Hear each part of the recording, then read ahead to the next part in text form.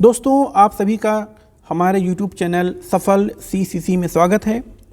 दोस्तों, आज मैं फिर आप सभी लोगों के लिए बेसिक्स ऑफ कंप्यूटर पार्ट 4 लेकर के आया हूं और मुझे उम्मीद है कि आपने हमारे पुराने वीडियोस को ज़रूर देखा होगा, जिनका लिंक डिस्क्रिप्शन में मौजूद है। तो आप डिस्क्रिप्शन में जाएं और पुराने वीडियोस को ज़रूर देखें।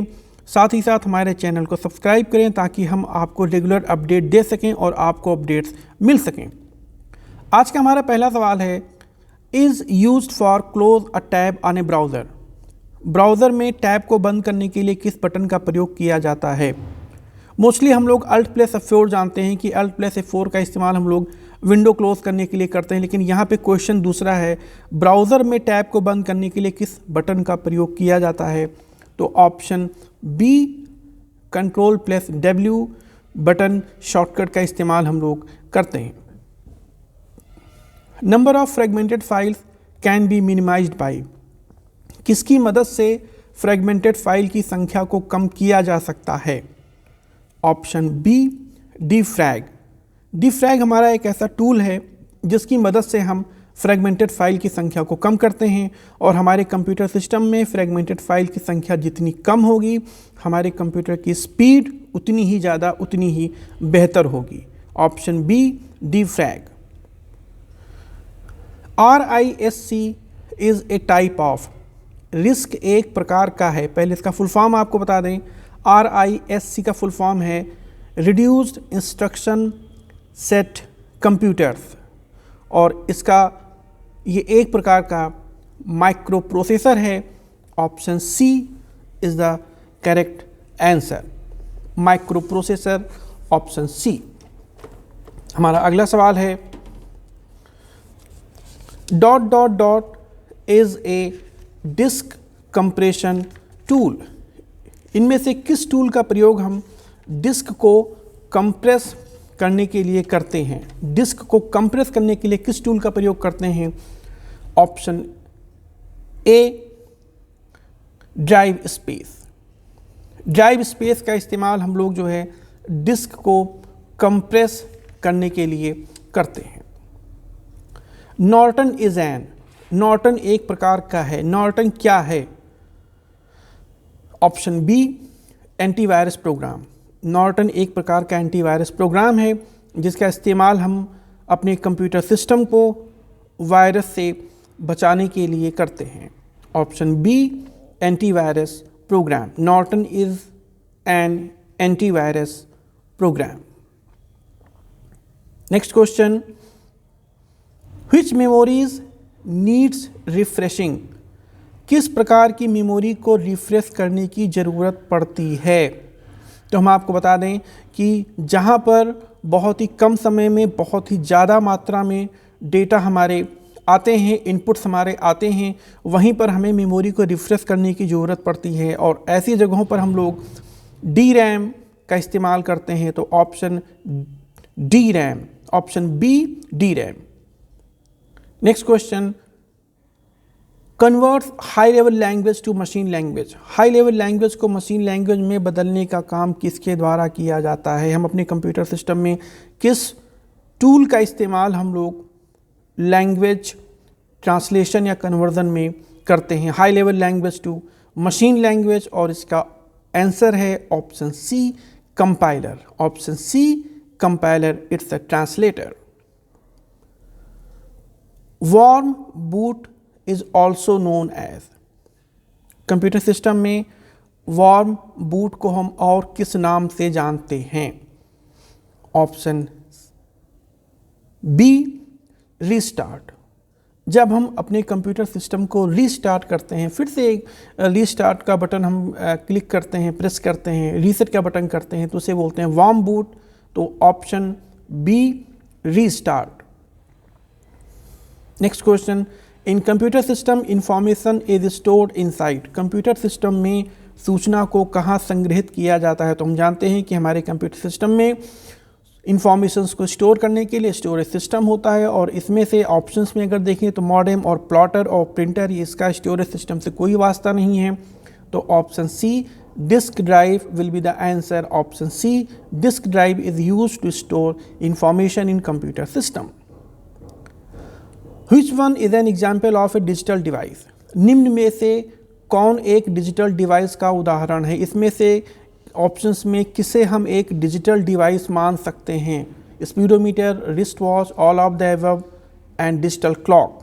So the option will be option A will be the answer, digital clock.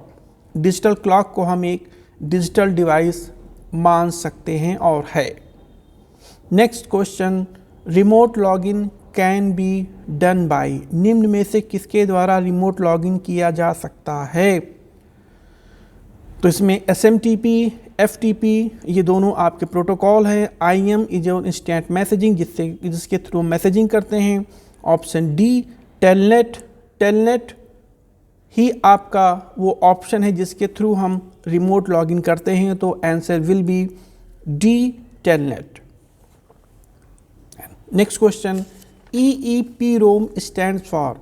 EEPROM का फुल फॉर्म क्या है?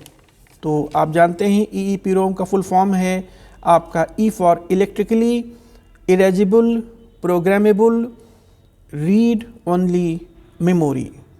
तो ऑप्शन आपका इसमें होगा ऑप्शन ए. इसका आंसर होगा electrically erasable programmable read only memory. Then next question, dot dot dot is at the top of computer memory hierarchy. निम्न में से कौन कंप्यूटर मेमोरी पदानुक्रम के शीर्ष पर है? तो इसमें option A RAM will be the answer. RAM को हम मेमोरी हायरार्की में सबसे ऊपर रखते हैं. क्यों रखते हैं? क्योंकि हमारे कंप्यूटर सिस्टम का सबसे इम्पॉर्टेंट काम हमारा रैम ही करता है, random access memory. Option A will be the answer. Then next question, which one is not true regarding transistors? Transistors के संबंध में कौन सा सत्य नहीं है? निम्न में से जो भी पॉइंट्स हैं इनमें से कौन सा ट्रांजिस्टर को लेकर के सही नहीं है? Transistors are much smaller. Transistor बहुत छोटे होते हैं, ये सही है. Transistors produces low heat. Transistor बहुत कम गर्मी उत्पन्न करते हैं, ये भी सही है. Transistors were used in electronic devices. Transistors का प्रयोग इलेक्ट्रॉनिक उपकरणों में किया जाता है, ये भी सही है. ऑप्शन डी गलत है. Option D. The next question, which one is not a storage device? इनमें से कौन सा स्टोरेज डिवाइस नहीं है? तो आप देखें इसमें आपका printer output device, DVD storage device है, CD स्टोरेज डिवाइस है, हार्ड डिस्क स्टोरेज डिवाइस है, लेकिन printer is not a storage device. तो option B will be the answer. Printer is not a storage device.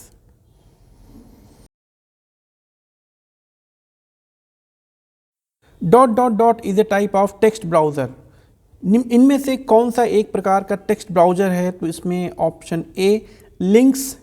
Option A links is a type of text browser. इसमें ध्यान दें आप, आपका Linux आपका operating system है. ओपेरा मिनी भी आपका एक ब्राउज़र है, लेकिन वो टेक्स्ट ब्राउज़र नहीं है.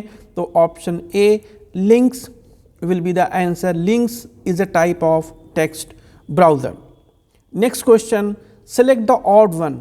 निम्न में से विषम का चयन करें. जो चार ऑप्शंस हैं इनमें से कौन सा ऐसा है जो एक दूसरे से बहुत ज़्यादा डिफर है? तो इसमें देख लीजिए आप, आपका operating system, interpreter, compiler, assembler. इसमें इंटरप्रेटर, कंपाइलर और असेंबलर ये तीनों आपके ट्रांसलेटर हैं, लेकिन जो आपका operating system A, this is your operating system, जो कि ट्रांसलेटर नहीं है. तो option A will be the answer, operating system.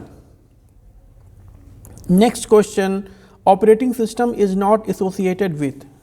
Operating system किसके साथ संबद्ध नहीं है? मतलब जो ऑप्शन दिए गए इनमें से कौन सा ऐसा काम है जो ऑपरेटिंग सिस्टम से जुड़ा हुआ नहीं है? तो इसमें ऑप्शन सी नेटवर्किंग इसका सही जवाब है. नेटवर्किंग आपका वो ऑप्शन है जो कि ऑपरेटिंग सिस्टम से रिलेटेड नहीं है. Operating system memory management, file management, device management, ये सारा काम ऑपरेटिंग सिस्टम के द्वारा किया जाता है, लेकिन नेटवर्किंग ऐसा इसके साथ एसोसिएटेड नहीं है. देन नेक्स्ट क्वेश्चन, प्रथम पीढ़ी के कंप्यूटर सिस्टम में किसका प्रयोग किया गया? Dot dot dot was used in first generation computer system. तो इसका आंसर है आपका a vacuum tube. First generation of computer system में हमने इलेक्ट्रॉन्स के फ्लो को कंट्रोल करने के लिए वैक्यूम ट्यूब का इस्तेमाल किया था. Option A will be the answer, vacuum tube. और सबसे लास्ट में आखिरी सवाल है, NTFS स्टैंड फॉर, NTFS का फुल फॉर्म क्या है?